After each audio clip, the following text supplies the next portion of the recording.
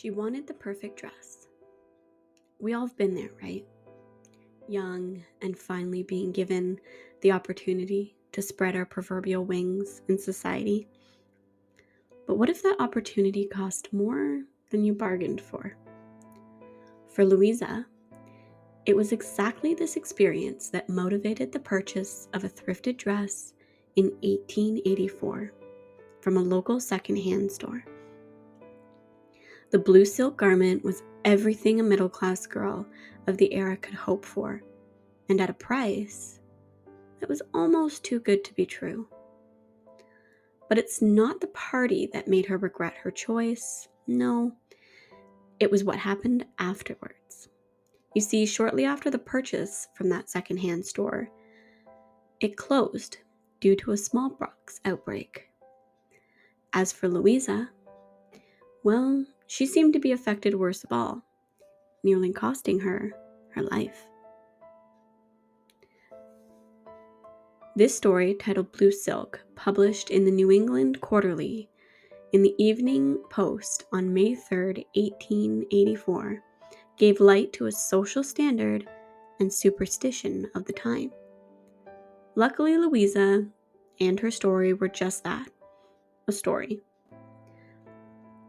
But it does beg the question, should we be more cautious about the previously loved items we bring into our home? Or are we willing to get a good deal at any cost? Hey spooky friends, and welcome back to Let's Talk Spooky, the show where folklore creeps out of the shadows and spooky stories dance around firelight. I'm your host, Shauna, and tonight we're diving into the world of secondhand finds and the secrets they may hold. I don't know about you guys, but as the warmer weather approaches, I can't wait to enjoy Saturday mornings wandering my local yard sales, looking for that new-to-me treasure that I can add to my home. But are we really sure about the items that we're collecting? And how do we know for certain if those items are going to be coming home alone? Well, gather close, light a candle, and let's talk spooky.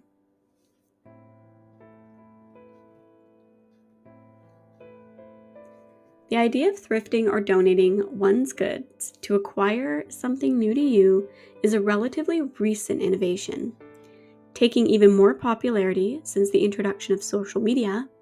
Now it can almost be seen as trendy, even lucrative if done correctly. But the idea of donating items that one no longer wears or finds useful was almost unheard of before the 19th century. If someone had a dress that no longer fit or was no longer fashionable, they would simply make changes to the garment. Many items had several uses before they finally earned their place in the trash. From dress skirt to pillow cushions and anything in between, there was always another use. So why throw it away? But by the early 19th century, that all changed. The growth of economics and population due to immigration allowed a more mainstream and mass production of items and garments, making it more easy to say goodbye to the old and bring in the new, even if it was new to you. In 2000, a painting titled The Hands That Resist Him, produced by William Stoneham in 1972, was auctioned on eBay under the description Haunted Painting. It was viewed over 30,000 times before eventually being purchased for a grand total of $1,050. Not bad, if you ask me. The painting, which you can find on our Instagram page at Let's Talk Spooky Podcast, depicts a little boy standing next to what appears to be a doll-like figure with empty eyes. But it's what's behind the figures that makes the viewers of the painting uncomfortable. Dozens of tiny childlike hands cover the window like ghostly imprints. Beyond the image, the painting and the listing title also added a bit of its own creepy element. The previous owner of the painting left people warned. It included detailed descriptions of how the painting had plagued their family, as well as images and stories to support their claims. Nevertheless, the painting was sold to a buyer, and that should have been the end of it, right?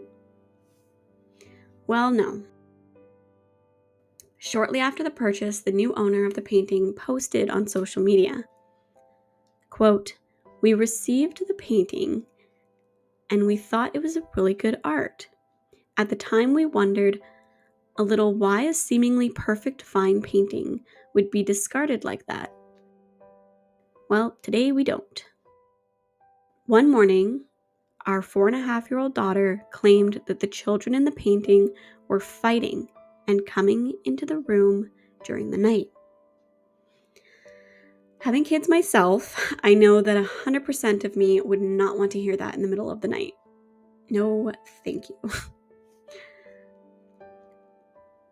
From there, the painting became an internet sensation, having several articles written about its history, including the mysterious death of 3 of its previous owners. Over the years, with interest and popularity, became mainstream adaptations, such as the work in 2016 by Darren Kyle, D.K. O'Neill, called "The Hands That Resist Him, Be Careful What You Bid For." Since its eBay purchase, the painting has moved several times and now resides in Smith's Perception Fine Art Gallery in Grand Rapids, Michigan. Though, I don't know about you, I don't think I'll be taking a road trip to check it out anytime soon. Now, haunted eBay paintings might not be as commonly picked up as, say, more frequently thrifted items, like items that go in our cozy spaces, on top of our shelves, or pieces of furniture in our living rooms. Another tale comes anonymously from a Reddit user. A woman finds a beautiful carved vintage chair. The price? Almost too good to be true. She brings it home and places it in her bedroom. But soon the dreams begin.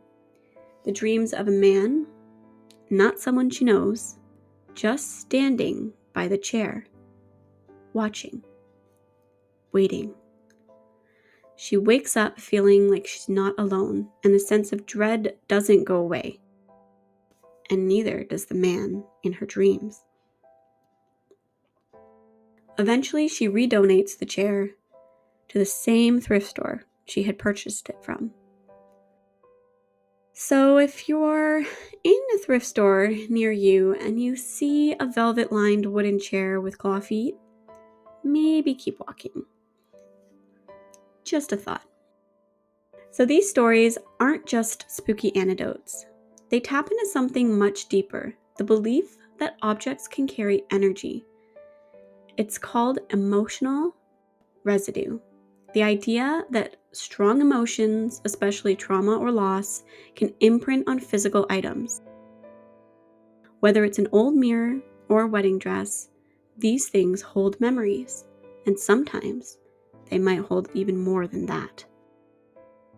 In Japan, it's traditional to honor intimate objects like dolls or tools because they're believed to possess, and please don't come for me for the pronunciation of this, but tsukumogami, spirits formed after 100 years of service. In Jewish folklore, there's a dybbuk, the restless spirit that attaches itself to an object. And these ideas are not just common in those two areas of the world.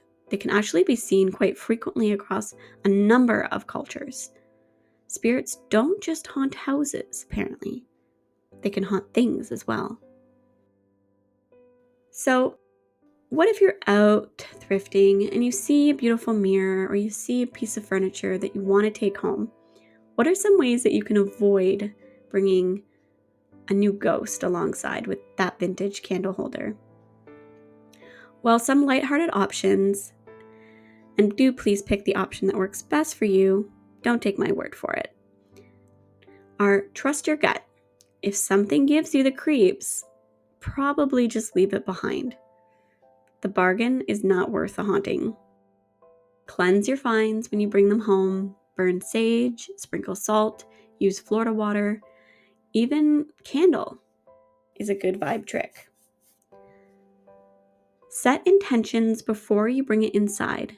Only peaceful energy is welcome in my home. I know it sounds a bit silly, but it's a powerful thing.